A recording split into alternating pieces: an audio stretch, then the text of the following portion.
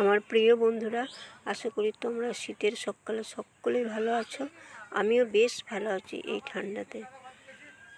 বন্ধুরা, আজকে উঠেছি অনেক ভোর, মানে ওই 5:30টার সময় উঠে চা করেছি, কাপ প্লেটগুলো ধুয়েছি, তারপরে বাসি বিছানাটা তুলেছি। আজকে ভোর ওঠার কারণটাই তো তোমাদেরকে বলা হয়নি, কারণ আজকে অনেক ভোর ভোর তোমাদের দাদা হয়ে গেছে একটা জায়গা, সেই জন্যই ভোর ভোর অনেক উঠেছি। তারপরে বাসি বিছানাপত্র তুলে বাসি ঘরটা ঝাঁট দিয়ে চলে এসেছি এই যে বাসি জামা কাপড়গুলো সার্ফে কাচতে। এর আগে এক বালতি কেচেছি, ওইদিকে নামানো আছে। সার্ফটা প্রায় সারা হয়ে গেছে, অল্প পরিমাণে আছে, তাই যে কটা আছে ও কটা দিয়ে এগুলোকে কাচতে হবে। তাই এখন আমি সাবানটা ছেড়ে নিচ্ছি, কারণ সার্ফে তো ভালো ছাড়বে না, তাই সার্ফ জলটা গুলে জিনিসগুলোকে ডুবিয়ে দিয়েছি, দিয়ে সাবানটাকে ছিঁড়ছি। আর সাবানটা এতটাই শক্ত যে ওটাকে আমি ছিঁড়তেও পারছি না, সেই জন্য এই যে টানা হেঁচড়া করছি। বহু কষ্ট করে সাবানটাকে এই যে বের করেছি। হ্যাঁ, এতক্ষণে বার করতে পেরেছি। বার করে এই যে প্রথমে আমার এই যে সায়াটায় সাবান দিয়ে দিচ্ছি, তারপরে আছে আমার নাইটি, ওখানে আছে গামছা, তারপরে এই যে দেখছি বিছানার চাদর, আমার শাড়ি, এগুলো সব ডুবিয়ে নেব। তারপরে এগুলোকে নিয়ে যাব পুকুর ঘাটে। পুকুর ঘাটে বলতে বলতে আমি ওদিকে অনেক কাজ করে ফেলেছিলাম, যেমন এই যে কাঁধ থেকে ঘুঁটেগুলোকে ছাড়িয়েছিলাম, তারপরে এগুলোকে রোদে মিলে দিয়েছি। রোদ তো হয়নি, তো মিলে রেখেছি, যদি রোদ হয় এক কাজকে আর দুবার করে।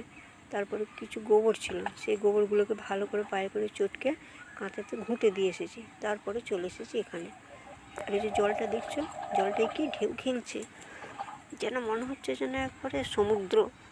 আর এই যে চাদরটা আমার গা থেকে সরে যাচ্ছে আর শীতও লাগছে, তাই চাদরটাকে বারে বারে আমি গায়ে জড়িয়ে নিচ্ছি। জড়িয়ে নেওয়ার পরে এই যে বিছানা চাদরটাতে সার্ফে ওখানে ডুবিয়েছিলাম, সাবান ঘষা হয়নি, তাই এখানে এসে সাবানটা ঘষে নিচ্ছি। আর একবার আমি নাইটিতে সায়াতে সাবানটা ভালো করে ঘষে পাথরে লোগানে নেব, দিয়ে ময়লাগুলোকে বের করে দেবো। তারপরে এগুলোকে নিংড়ে তারেতে মেলে দেবো। তারপরে অনেকক্ষণ আমার নিংড়া নিংড়ি হয়ে গেছে। তারপরে বাসি নাইটি চাদর ওগুলোকে চেঞ্জ করে আমি একটা শাড়ি পরে চলে এসেছি ধানের কাছে, কারণ ধান তোলা হয়েছিল গো।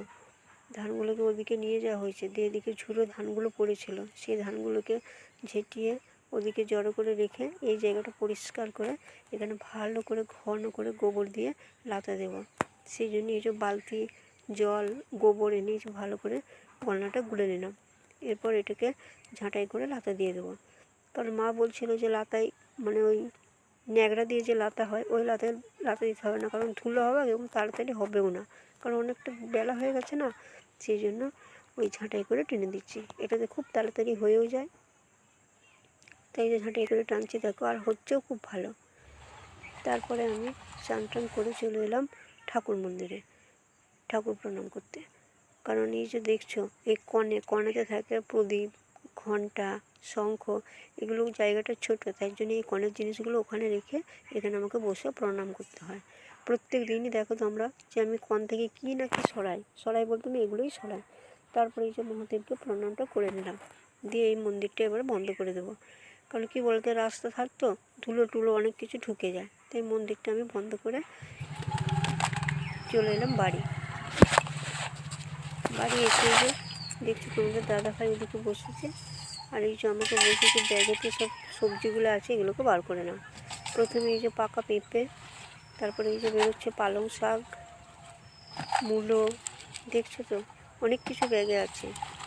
পালং শাকেতেই ব্যাগটা ভর্তি, পুঁই মিচড়ি, এগুলো অনেক কিছুই আছে। লাউটা তো দেখতেই পাচ্ছ, লাউ খুব করছি, লাউটা পোস্তও হবে দুধ দিয়ে হবে। মা বলছে কি এটা দুধ দিয়ে করবো, তোমাদের দাদাভাই বলছে যে না এটা পোস্ত দিয়ে করবে। তারপরে দেখো এই যে গাজর, অনেক কিছু আছে ব্যাগের মধ্যে, ব্যাগের ভেতরেও অনেক কিছু আছে, তাই তোমার দাদাভাই বলছে যে ব্যাগটাকে উপুর করে দাও, উপুর করে দিলে সবগুলোই একসাথে বেরিয়ে যাবে। আমি বলছি না ধুলো হবে, বলছি না উপুর করে দাও, ওগুলোতে ধুই রান্না হবে। এই যে বিনস, শীতকালে বিনস দিয়ে সবজি তরকারি খুব ভালো হয়। এই যে ব্যাগটাকে আমি উপর করিয়ে দিলাম, এবার আমি ঝুড়িটাতে এগুলো তুলে নিচ্ছি। আর ওই যে তোমাদের দাদাভাই রোদ ফিট করে বসেছে দেখো।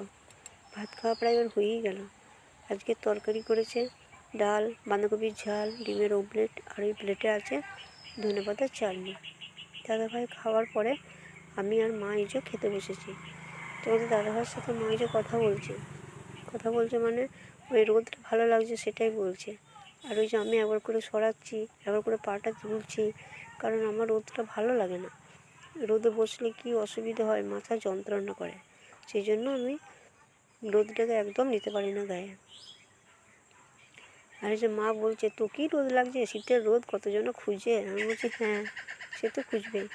তো চলো বন্ধুরা, খাওয়া দাওয়াটা সেরে নিই, তারপরে কী কী কাজকর্ম আছে দেখি। কাজকর্ম বলতে এবার কাঁথা বালিশ তোলা, উঠোনটা ঝাঁট দেওয়া, সন্ধ্যা দেখানো, তারপরে তোমাদের দাদাভাইয়ের জন্য রুটি করা, ব্যাস তাহলেই আমার কাজ কমপ্লিট আজকের মতন। তো চলো বন্ধুরা, ভাত খেয়ে নিচ্ছি। ভাত খেতে খেতেই তোমাদের কাছ থেকে বিদায় নেব, কারণ ভিডিওটা অনেক বড় হয়ে যাচ্ছে। আমি তো এই নতুন, আমি অত বড় করতেও পারবো না, তাই অল্প অল্পই থাক। আজকের মতন আসি বন্ধুরা, আবার দেখা হবে অন্য কোনো দিনে অন্য কোনো ব্লগে। টাটা।